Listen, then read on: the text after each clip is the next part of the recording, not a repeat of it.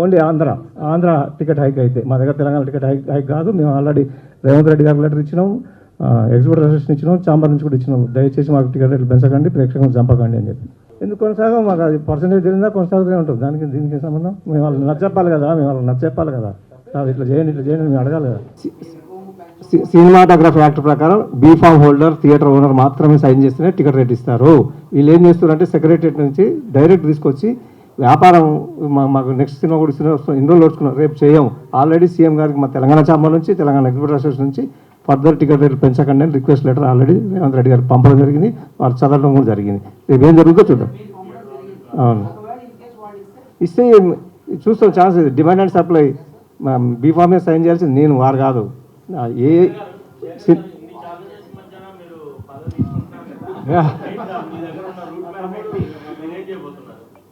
అందరికీ నమస్కారం అండి. నా ఫుల్ నేమ్ చంద్రశేఖరరావు, బట్ అందరు ఫ్రెండ్ శేఖర్ అని పిలుస్తారు.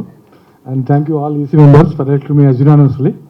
చాలా రెస్పాన్సిబిలిటీ ఉందండి, అది చిన్నది కాదు. సునీల్ నారాయణ తప్పకుండా అంటే మీరు అర్థం చేసుకోండి. It's very tough for me. Basically ప్రొడ్యూసర్స్కు మాకు చాలా గ్యాప్ ఉందండి. I'm just trying to fill that gap. So ఎందుకంటే ఇక పర్సంటేజ్ చూస్తున్నాం మేము. ఇప్పుడు లాస్ట్ 5 monthsలో 1 month నడిచిన థియేటర్స్, టోటల్ 1 month కంటే ఎక్కువ నడలేదు. అన్ని థియేటర్స్ బందే ఉన్నాయి. 4 ఉన్న ప్లేస్లో 3 థియేటర్లు బంద్ అయినాయి, ఒకటే నడుస్తుంది. 2 ఉన్న కాడ ఒకటి. అట్లా చాలా ప్రాబ్లం ఉంది. అందుకే పర్సంటేజ్ గురించి ఇంత రెవల్యూషన్ వచ్చింది. Hope producers will understand.